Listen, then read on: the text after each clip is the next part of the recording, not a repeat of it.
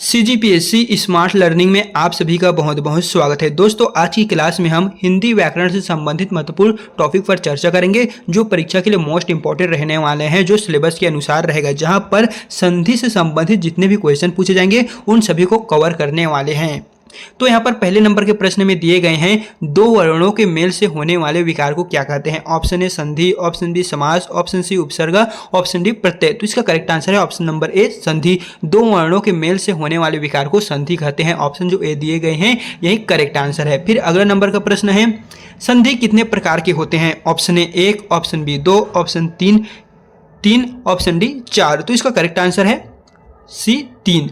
संधि कितने प्रकार के होते हैं? 3। फर्स्ट है स्वर संधि, सेकंड है व्यंजन संधि और है स्वर्ग संधि, व्यंजन संधि, विसर्ग संधि। इस तरह संधि के 3 टाइप होते हैं। फिर अगला नंबर का प्रश्न है दयानंद में प्रयुक्त संधि का नाम बताइए। ऑप्शन ए गुण संधि, ऑप्शन बी दीर्घ संधि, ऑप्शन सी व्यंजन संधि, ऑप्शन डी यड़ संधि। तो दयानंद में जो संधि लगा है वो क्या हो जाएगा? वो है बी दीर्घ संधि। एंड दोस्तों बता दें हमारे चैनल पे समाज से संबंधित जो भी क्वेश्चन पूछे जाने वाले थे उनको बता दिए हैं। एंड अगर आपने उन वीडियो को नहीं देखे तो आप हमारे चैनल में एक बार विजिट कर सकते हैं। फिर यहाँ पर चौथे नंबर के क्वेश्चन में दिए गए हैं कपिस में प्रयुक्त संधि का आप नाम बताइएगा। तो यहाँ पर ऑप्शन ए है वृद्धि संधि, ऑप्शन बी है दीर्घ संधि, ऑप्शन सी है यड़ संधि, ऑप्शन डी है विसर्ग संधि। तो कपिस में जो संधि लगा है वो क्या हो जाएगा? वो है बी दीर्घ संधि। इसमें भी दोस्तों देख लीजिएगा ऑप्शन जो बी ही है दीर्घ संधि कपिस में लगा हुआ है।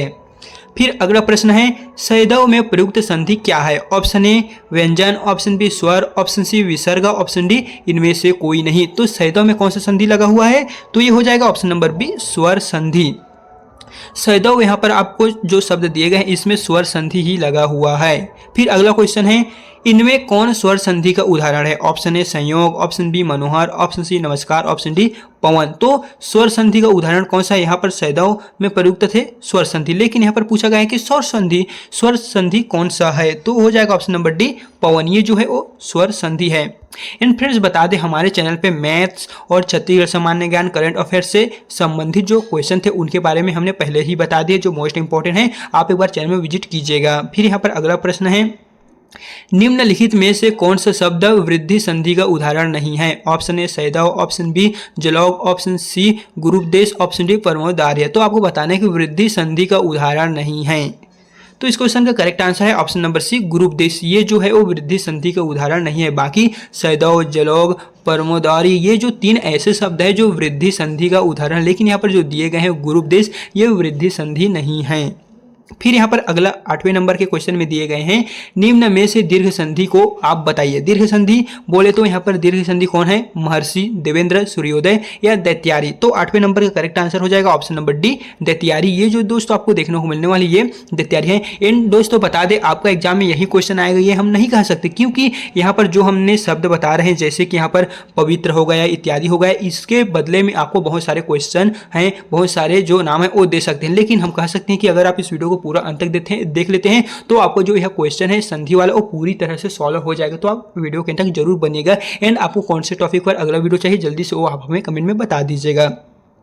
फिर यहाँ पर 9वें नंबर के प्रश्न में दिए गए हैं पवित्र में प्रयुक्त संधि कौन सा है। ऑप्शन ए यड़ संधि, ऑप्शन बी गुण संधि, ऑप्शन सी अयादि संधि, ऑप्शन डी वृद्धि संधि। तो पवित्र में कौन सा संधि लगा है दोस्तों? वो हो जाएगा ऑप्शन नंबर सी अयादि संधि। पवित्र में संधि लगा हुआ है अयादि। ऑप्शन जो सी दिए गए हैं यही करेक्ट आंसर है। फिर यहाँ पर अगला 10वें नंबर के प्रश्न में दिए गए हैं इत्यादि का सही संधि विच्छेद है। यहाँ पर इत्यादि शब्द दिए गए हैं तो चलिए इसका आप संधि विच्छेद कीजिए। तो वो हो जाएगा ऑप्शन नंबर यहाँ पर डी में दिए गए हैं इति प्लस आदि। दोस्तों यहाँ पर इत्यादि का संधि विच्छेद सभी है, लेकिन जो करेक्ट फॉर्म है वो सिर्फ यहाँ पर डी में दिए गए हैं 10वें नंबर का इत्यादि के सही संधि विच्छेद। यहाँ पर आप देख लीजिएगा, यहाँ पर आपको पवित्र का संधि विच्छेद, निरर्थक संधि विच्छेद, इस तरह बहुत सारे आपको ऑप्शन दे दिए जाएंगे। तो आपको इन्हें सॉल्व अच्छे से करना होगा। फिर यहाँ पर अगला प्रश्न है निरर्थक का सही संधि विच्छेद होगा। जैसे हमने इत्यादि का पढ़े थे उसी तरह आपको निरर्थक का भी संधि विच्छेद करके दिखाना है। तो इसका करेक्ट आंसर है ऑप्शन जो सी दिए गए हैं निह प्लस अर्थक। ये जो है वो संधि विच्छेद निरर्थक का सही फॉर्म है। बाकी जो दिए गए हैं और रॉन्ग फॉर्म है, ये जो सी वाला है यही दोस्तों करेक्ट आंसर हो जाएगा। फिर यहाँ पर अगले प्रश्न 12वें नंबर में दिए गए हैं धरेश का सही संधि विच्छेद होगा। Option A, B, C, D, इस तरह 4 ऑप्शन दिए गए हैं जिसका करेक्ट आंसर है ऑप्शन नंबर सी धरा प्लस ईस, ये जो दोस्तों दिए गए हैं यही धरेश का सही संधि विच्छेद होगा। आप यहाँ से देख लीजिएगा, यही करेक्ट आंसर है ऑप्शन नंबर सी वाला। फिर यहाँ पर अगला प्रश्न है, निराशा का सही संधि विच्छेद है। ऑप्शन यहाँ पर दोस्तों 4 दिए गए हैं, जिसका करेक्ट फॉर्म हो जाएगा सी वाला, निह प्लस आशा, ये निराशा का सही संधि विच्छेद हो जाएगा। अगर दोस्तों आप यहाँ से करके देख लीजिएगा, सही जो फॉर्म है वो यहाँ पर सी वाला है, यही इसका करेक्ट उत्तर हो जाएगा।